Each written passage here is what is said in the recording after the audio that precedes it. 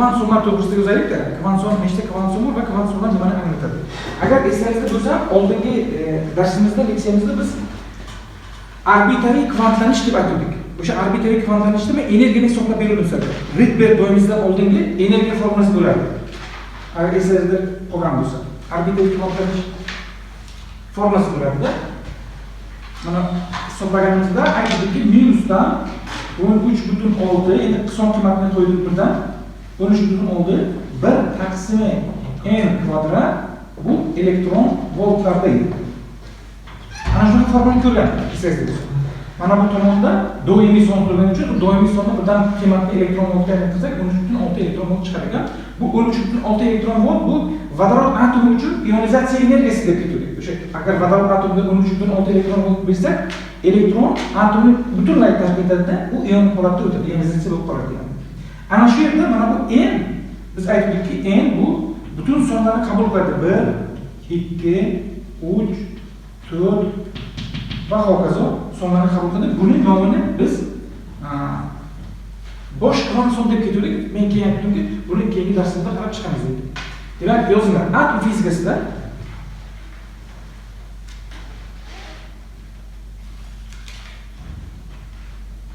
elektronlarning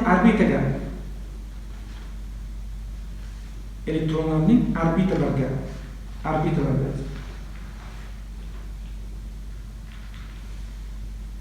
harakatlanish energiyasini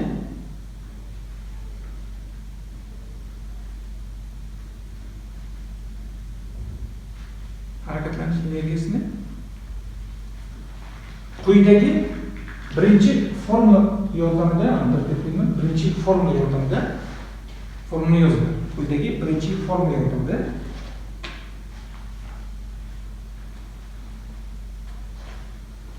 hisoblashimiz mumkin. Formula yoziladi, darhol.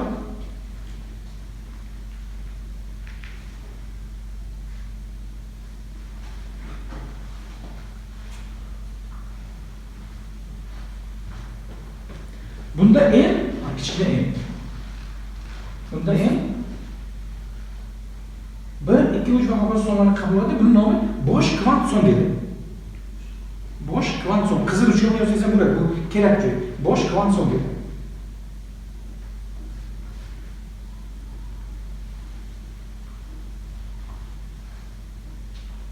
Bosh kvant son elektronlarning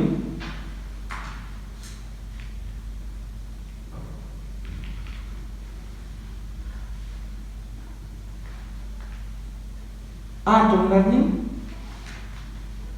arbitrarga joylashuv o'rnini xarakterlaydi.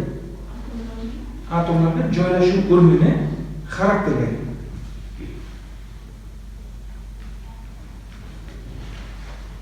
Joylashuv o'rnini xarakterlaydi. Qaranglar, biz aytardik-da, yadro bo'lsa markazda, uni atomda elektron qo'biqlar mavjud.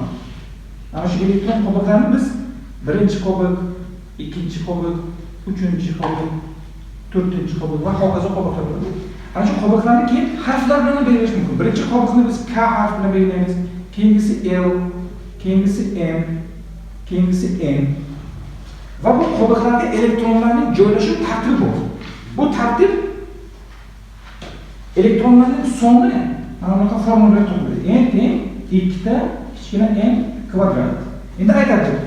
1, 2, 3, 4 hokazo sonlarni qo'yadigan bo'lsak, agar biz n'imizni teng desak 1 ga, unda elektronlar soni nechta bo'ladi? 2 ta elektron bo'ladi. Agar n'imiz teng bo'lsa 2 ga, unda 4, 8 ta elektron bo'ladi. Demak, ikkinchi qo'biqda maksimal 8 ta elektron ketadi. Agar n teng 3 bo'lsa, bu 18 ta elektron ketadi. Agar n teng 4 bo'lsa, bu 32 ta elektron ketadi. Va hokazo, mana shunday tartib bo'yicha bu maksimal elektronlarning soni. Sizlar mana bu chizma chizib, formulasini yozib olinglar. Bu bevosita bosh kvant son orqali biz orbitaga joylashgan elektronlarning elektron joylashuvi va o'shanda nechta maksimal elektron bo'lishini bosh kvant son yordamida topishimiz mumkin. 16 ta bo'ladi. Nima? Qarang. 3 ni kvadratda 9, 2 ko'paytirsak 18. Bu bosh kvant. Ikkinchi nimamiz? Elektronning Orbitaga davr jadvalini agar e'tibor bergan bo'lsangiz, davr jadvalida 7 ta davr bor. 7 ta davr degani bu 7 ta son. Bu o'sha bevosita bosh kvant sonda birinchi davrimizda bosh kvant son 1 ga teng, ikkinchi davrda bosh kvant son 2 ga teng, uchinchi davrda bosh kvant son 3 ga teng. Shuning uchun aytamizki, birinchi, ikkinchi, uchinchi davr bu kichik davrlar.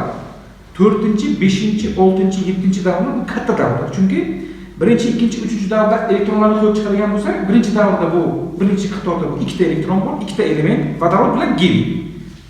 Ikkinchisiga 8 ta, uchinchisiga 8 ta, to'rtinchisiga kelgandan keyin 18 ta, yana 18 ta, keyin lantanoidlar bilan aktinoid qo'shilsa 32 ta, 32 ta mana. 2 ta, 8 ta, 8 ta, 18 ta, 18 ta, 32 ta, 32 ta. Hozir 7-chi davr to'lgan. Eslangizdan chiqmasin. Davr bu bosh kvant son. Bizga bosh kvant son natural sonlarni qabul qiladi. 1, 2, 3, 4, 5 hokazo. Hozirgi kunda davr jadval bo'yicha qo'yadigan bo'lsak, 7-chiga kelganmiz. 7-chi bosh kvant son, demak 7-chi davr. Ikkinchi kvant sonimiz bu orbital kvant son. Yozinglar, orbital kvant son. Orbital kvant son.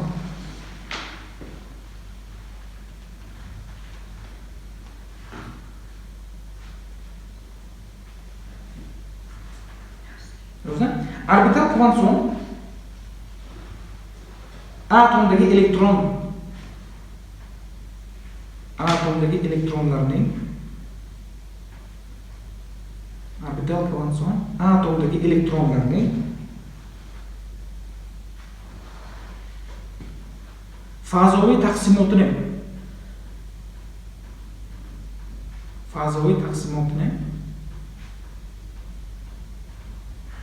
qavsinchiga yozinglar, shaklini yoki tuzilishini.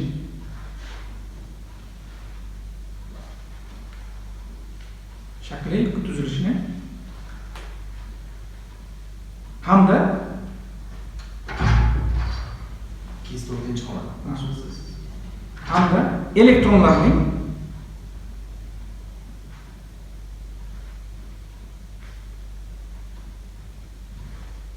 orbitalarga harakatlanish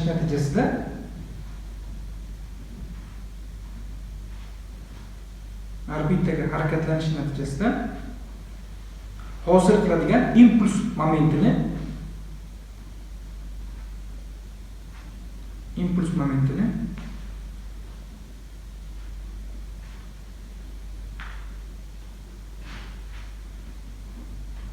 kvantlanishini xarakterlaydi. Ya'ni impuls momentini kvantlanishini xarakterlaydi.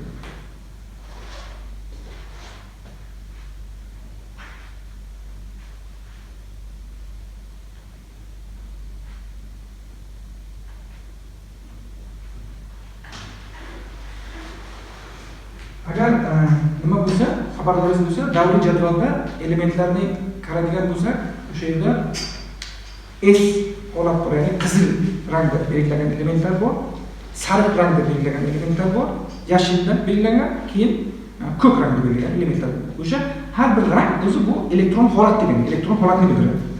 Bizda orbital kvant son L harfi bilan belgilanadi. Bu N bosh kvant sondan bitta son ayirsa, demak bu 1dan 1ga olsak 0, 2dan 1ga olsak 1, 2, 3, 4 va hokazo. Shunaqa sonlarni qabul qiladi. Orbital kvant sonda har bir songa to'g'ri keladigan elektron holatlar mavjud. Mana bu uchun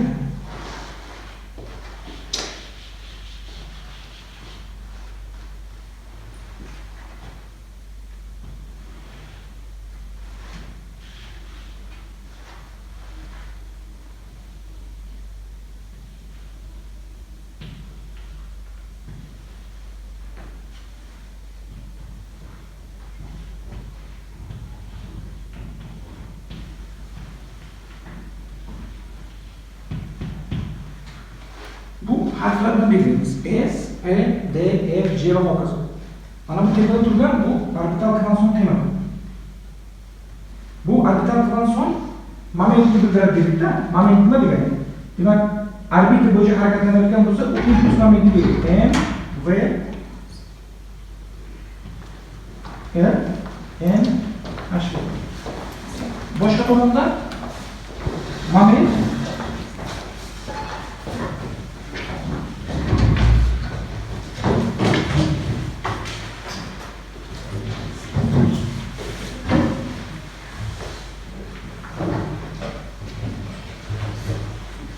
mexanikning aralashma faoliyatini to'g'rilaydi. Bu yerda elimiz bu orbital kvantonni bildiradi. Orbital kvantga maksimal ketadigan elektronlar birinchi orbitaga ikkita formulasi bor. Bunaqa formula. Elektronlar sonini topamiz. Ikkita PL plus B.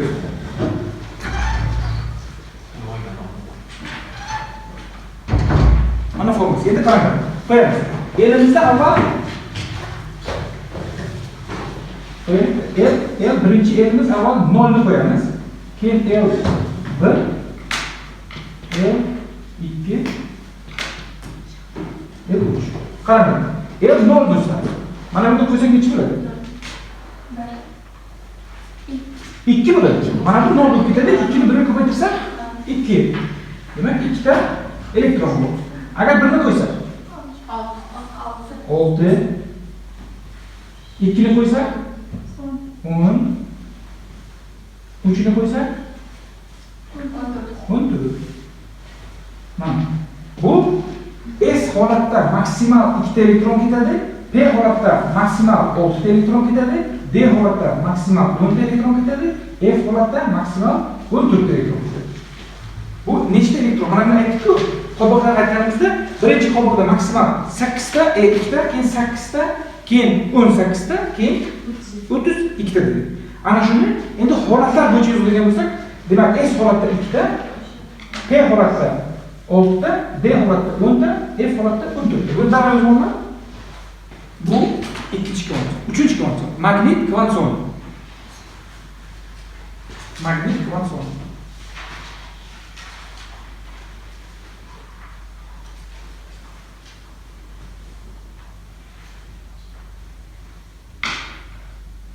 Atomlarda orbitallarga harakatlanayotgan elektronlarning atomlarda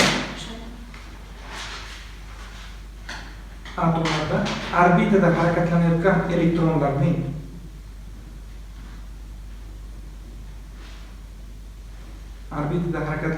elektronlarning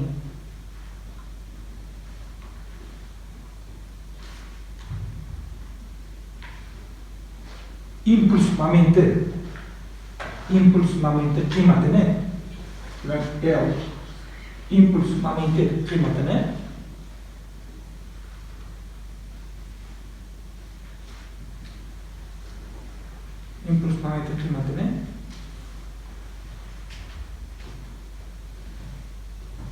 kvantlanishini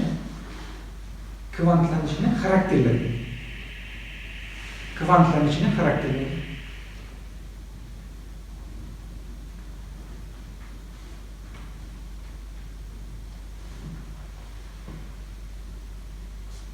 Impuls momentining fazodagi orientatsiyasi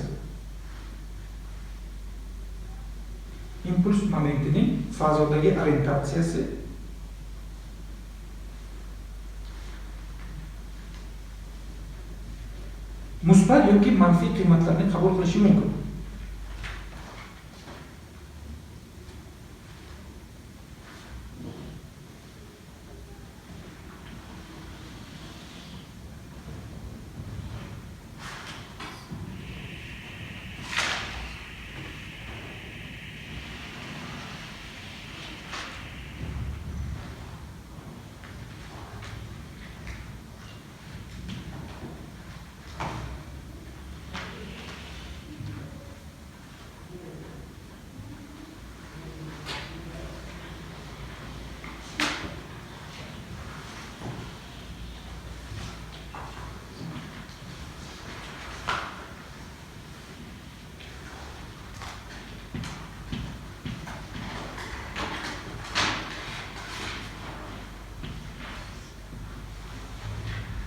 Mana bu agar Z qutbi bo'lsa, elektron turibdi hisob.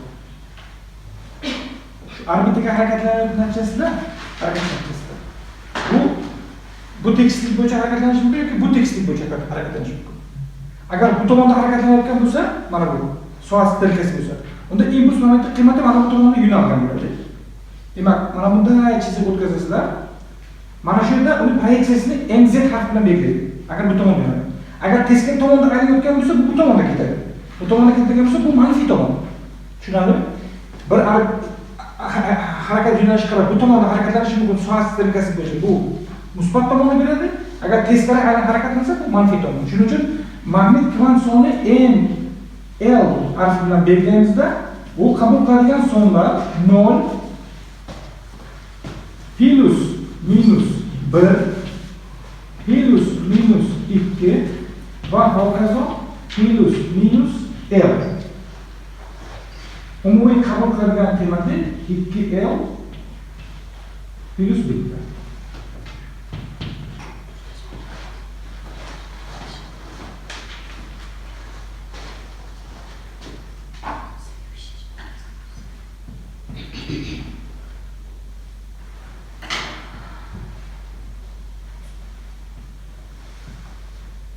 Mana bu yozib olmaydi. Mana minus mz, bu plus mz. Buni chizib olmaydi. Bu impuls qanday?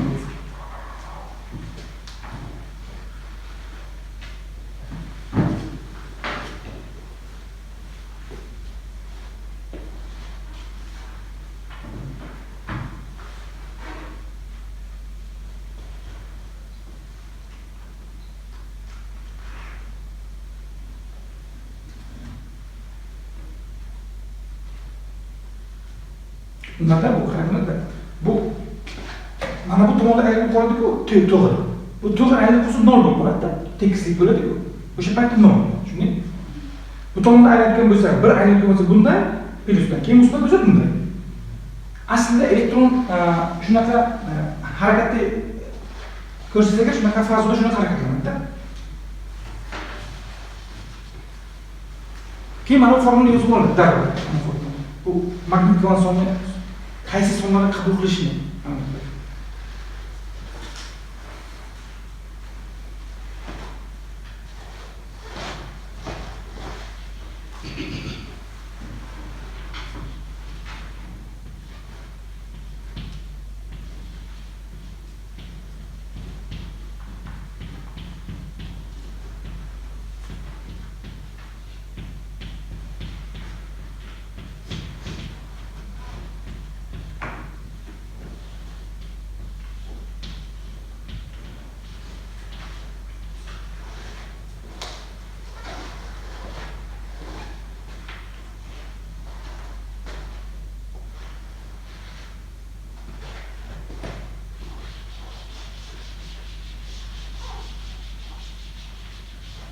Keyingisi 4-chi kvant son, spin kvant soni.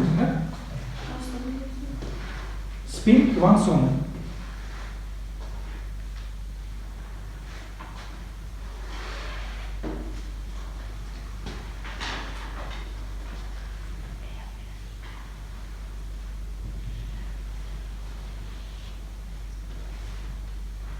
Mana bu elektron bo'lsa, elektron orbitaga harakatlanayotgan natijasida u impuls momentiga ega.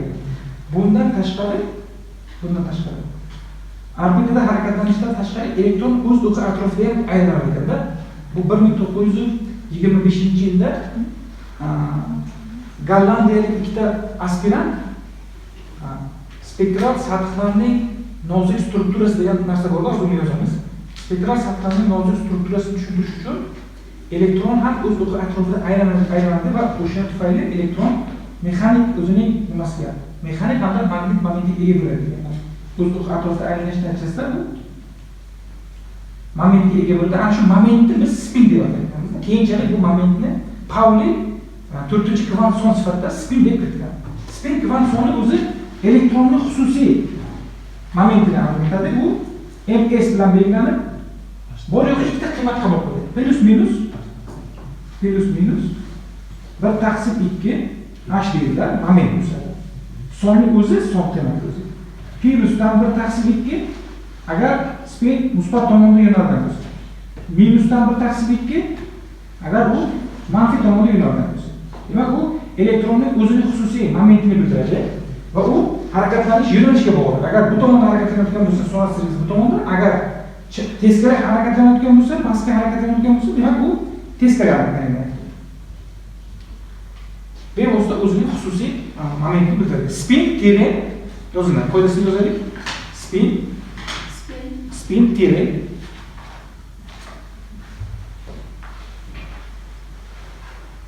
agar elektron bo'yicha qaraydigan bo'lsak, elektronning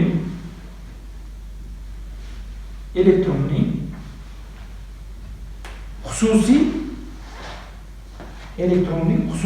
momentini xarakterlaydi.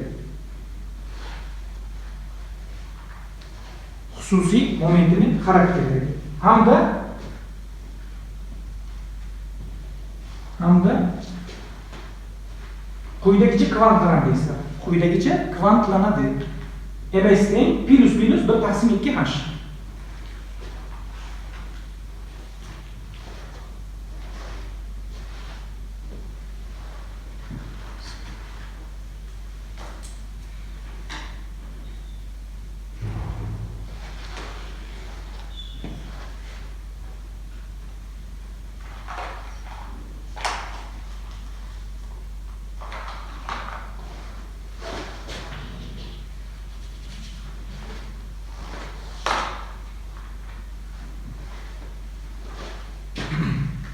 Buni yozib qo'ying. Spin kvant son mana qaysi tomon qabul qilishi. Agar teskari yo'nalgan bo'lsa minusdan, agar to'g'ri yo'nalgan bo'lsa plusdan.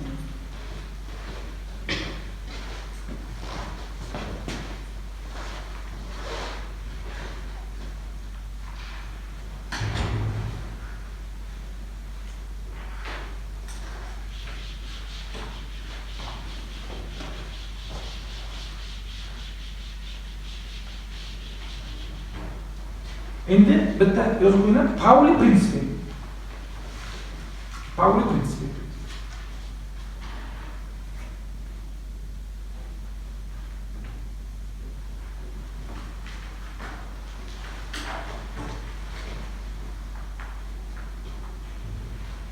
O'sha biz atomda bu qizilda atomda yadro bo'lsa,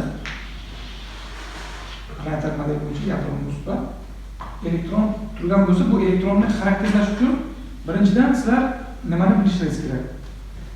Nazariy mexanikada umuman analogik geometriya kursidan xabarlaringiz bo'lsa, koordinator sistemasi bor. Dekart koordinata sistemasi bor, silindrik koordinata sistema bor, sferik koordinata sistema, eshitgansizlar, qutb koordinata sistemasi ham bor. Dekart koordinata sistemasida radius vektorini yozadigan bo'lsak, bu radius vektor nimaga bog'liq? X, Y, Z ga bog'liq. 3 ta narsa bor. Agar shuni biz silindrik sistemaga o'tkazsak, radius vektor nimaga bog'liq? Rho fi, yana bittasi Z, to'g'ri. Agar qutbga o'tsak, rho faqat fi. Mana bu Z 0 bo'lib ketadi-da. Bu yerga silindr o'zi asosiy aylanar keyin balandligi bor-ku. Qutb koordinata sistemasida balandlik 0 bo'lgan bo'ladi, faqat asos qoladi. Shuning uchun rofi. Endi bizga hozir qaraydigan sistemamiz bu sfera. Sfera koordinata sistemasi nima ekan? Radius vektor teng bu rho teta fi. Sizga kelgan bo'lsa. Demak, fazoda turgan elektronni biz koordinatalar sistemasi orqali tenglamasini, harakat tenglamasini yozadigan bo'lsak, biz bevosita Dekart koordinata sistemasidan sferik koordinata sistemaga o'tishga majburmiz. Chunki biz qaraydigan sistema bu sferik koordinata sistemada turibdi. Mana bu bo'lgan masofa. Hozir joyini aytib beraman. R qayta fi qayta. Mana shu tenglama orqali biz agar elektronning harakatini tenglamasini yozadigan bo'lsak, unda biz elektronni fazoda joyini aniqlash uchun mana shu 3 ta komponentda aslida 3 ta kvant songa ega. 1, 2, 3. Ana shu 3 ta komponentda 3 ta kvant sonni beradi. Demak, biz elektronning fazoda muvozanatini, holatini aniqlash uchun bizga 3 ta kvant son sferik koordinata sistemasidagi rho teta fi orqali bog'liq ekanda. O'sha kvant sonlar bevosita shundan kelib chiqqan aslida. Ana endi buni joyini aytadigan bo'lsak, joylashuvi bunaqa. Agar eslaringizda kelgan bo'lsa, mana bu sferik koordinatlar sistemasini qo'yamiz. Bu x, bu y, bu z. Agar mana bu yerda elektron turgan bo'lsa, elektrongacha bo'lgan masofani nima deymiz? Rho. Pastga tushadi.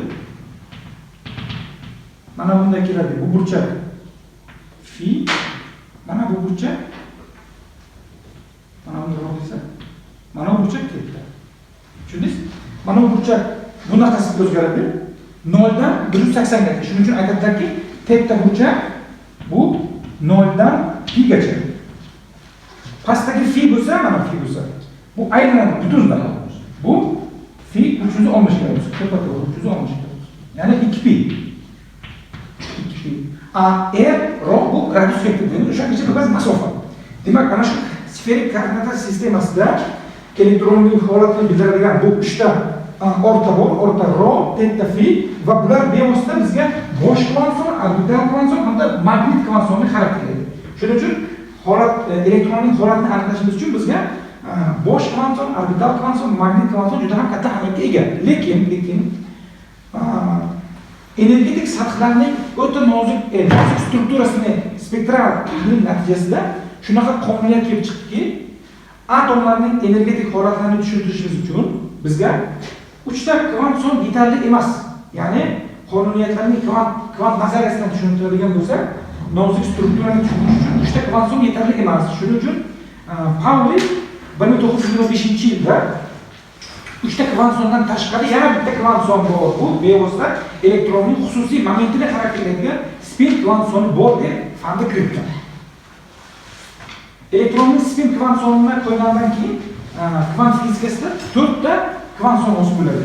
Demak, shu 4 ta kvantsondan kelib chiqib, Paulining prinsipi bor. Pauli prinsipi yoziladi. Qo'lda yozib qo'ying. Pauli prinsipi. Tabiatda 4 ta kvantsoni tabiatda 4 ta kvantsoni bir xil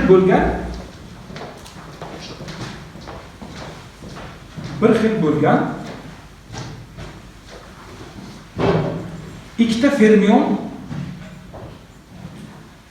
fermion holat mavjud emas. Ikkita fermion holat mavjud emas.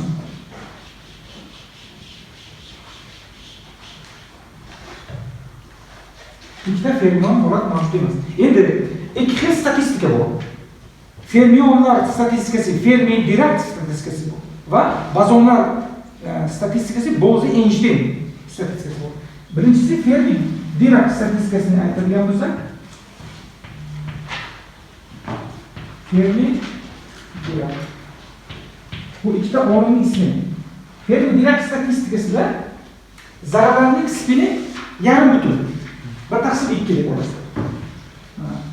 Uning spin kvantsoni bo'lishi mumkin 1/2, 3/2, 5/2 va hokazo.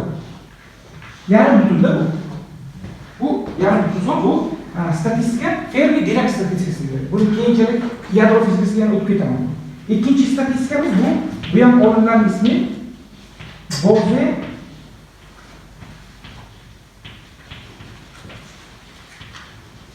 Bose-Einstein. Bose-Einstein bu ikkita olim ya. Bu Bose-Einstein statistikasida sistemaning spini butun bo'ladi. 0, 1, 2 va hokazo.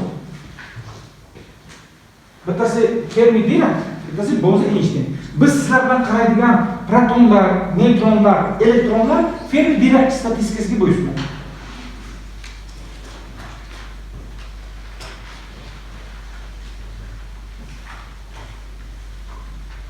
To'xtang, mana bu spin. Bu tursin. Bir.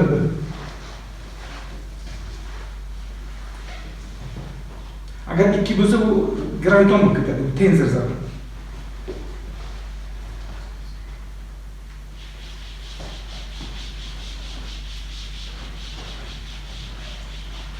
Endi o'sha Ikkinchi atom bu geliy. O'zidan geliy atom yoziladi, o'zidan buni ham qarab ketaylik. Bundan qaraganda geliy o'zi nima? Bozon holatda. Chunki geliyga ikkita elektron bor. Agar yadro berilgan bo'lsa, geliyning atrofida ikkita elektron aylanadi. Bittasi spin jihatdan bu tomonda musbat tomonga yongan bo'lsa, ikkinchisi spin jihatdan manfiy tomonga yonadi. Bu levosida uning yadrosi. Geliy atomining yana bitta qiziq holati bor. Agar biz uning elektronini uyg'ongan holatga chiqarsak, energiya, tashqaridan energiya beradi. Bitta elektron tashqariga chiqib uyg'ongan holatga chiqarsak. Bu uyg'ongan holatda ikkita holatda bo'lishi mumkin ekanda. Ya'ni, men bu holatni mana bunday qilib tushuntiraman. Mana bitta energetik holat, bu energetik holatni hozir konfiguratsiya orqali ham tushuntirib beraman. Bu energetik holat 1s holat. Keyingi energetik holat keladi 2s holat, keyingisi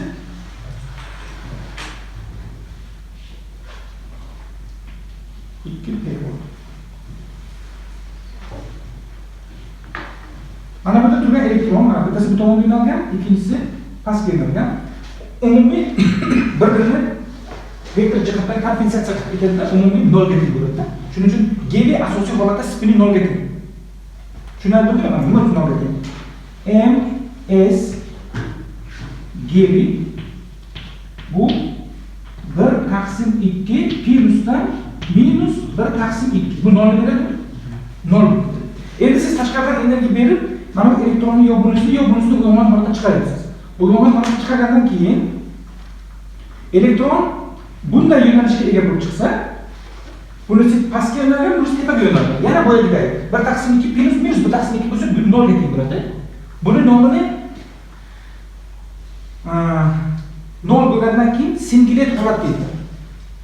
Singulet holat deydi. O'zi ikki xil geliy bor. Orta geliy bor, para geliy bor.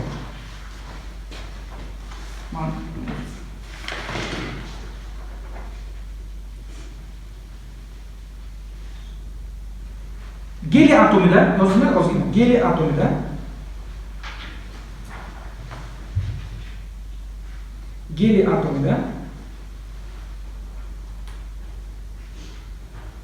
uyg'ongan holatda o'tgan elektron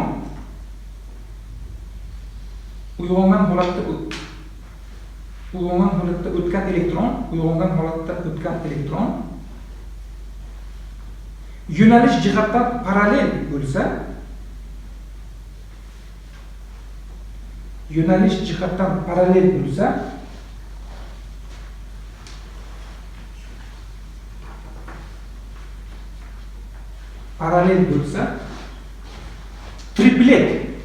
triplet holat. Yo'nalish jihatdan parallel bo'lsa, triplet holat.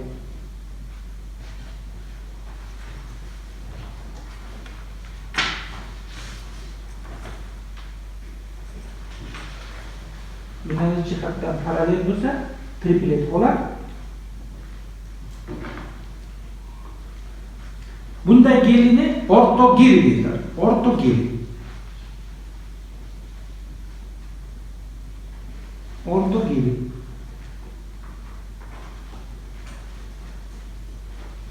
Bir 1867 yilda 1867 yilda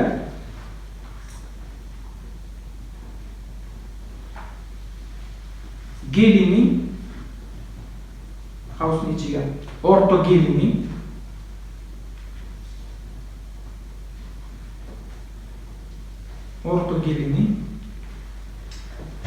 587 yangi 587 mana 587 sariq chiziq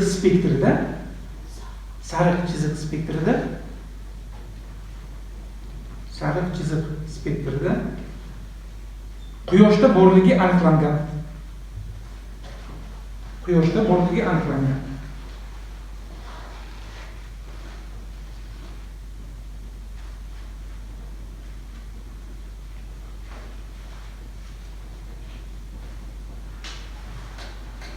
Agar geliy atomida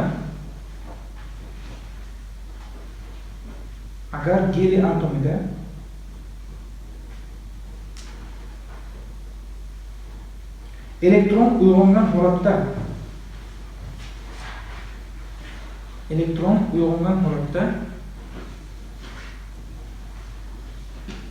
antiparallel yo'nalishga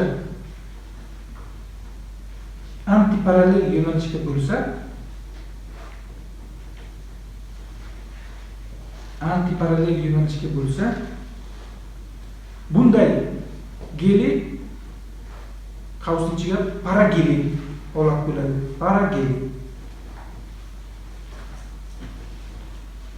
Bunday geli parageli deyiladi. Parageli holat bo'ladi. Uning energetik sathlari singlet holatda bo'ladi.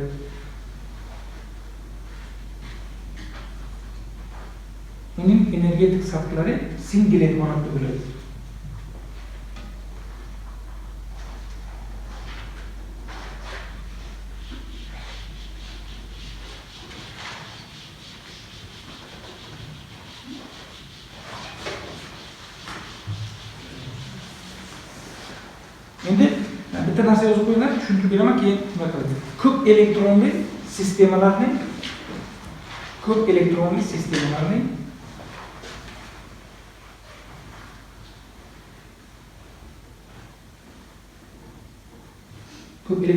elektronlar bilan to'lib borish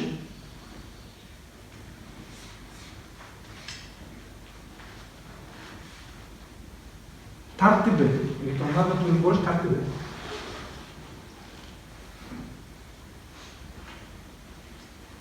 Bunda biz atomdagi elektron konfiguratsiya to'g'risida gaplashishimiz kerak. Elektron konfiguratsiyada o'sha qoldiqlarda elektronlar kvant sonlar orqali tartib bilan joylashib to'ldirib boradi.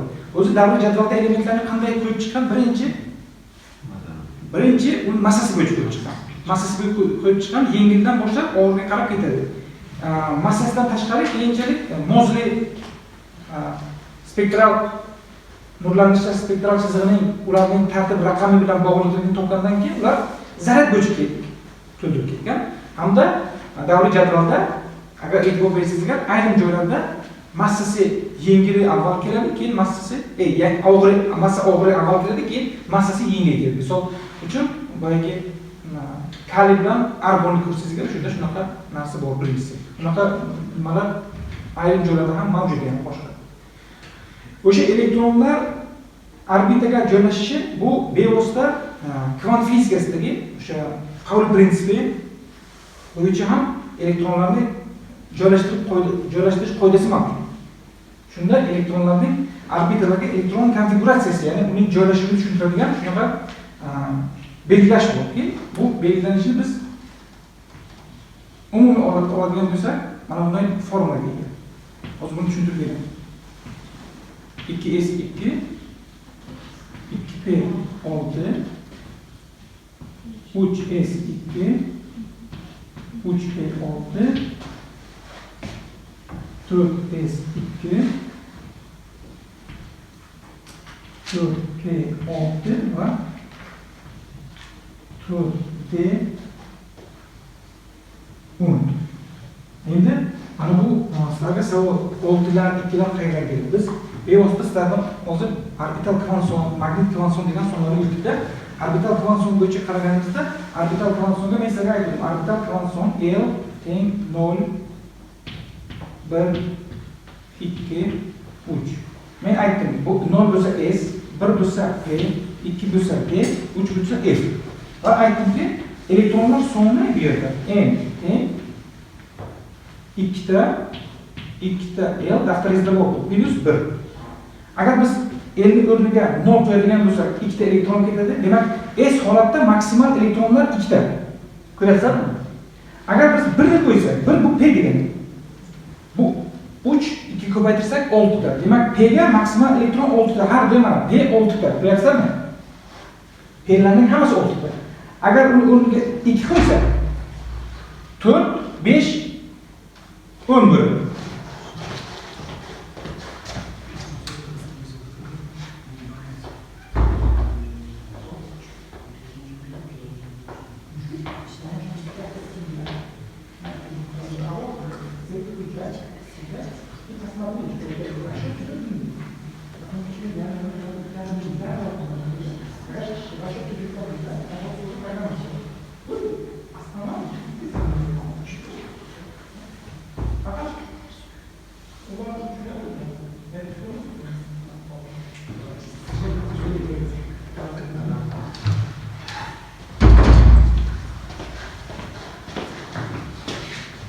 Demak, ikini qo'ysak 5 inchlik o'n. Bu 5 bo'ladi, mana 10 bo'ladi. Demak, qaranglar, D-da 10 da. Buni hali nimasi ham bu? Yaxshi, davom etamiz. 2, 3, 4, 5 yo'li. Hozir nechtaga kelganmiz? Nechinchi davr bor bizga? Davr nechta? Boshlatdik, 7 ta davr bor. Hozir buni 4 ni yozdim. Endi 5-chi kelamiz. 5 S. Bu S har doim fundament. Har doim 5 S ketdi. 5 P oldi. 5 D 10. Ana endi mana buni yozamiz 5 F. Endi qaranglar. Agar F bo'lsa, 3 ni qo'yasizlar. Necha bo'ladi 3 bo'lsa? 14 bo'ladi. Demak, maksimal 14 ta ketadi. Ana endi qaranglar. Buni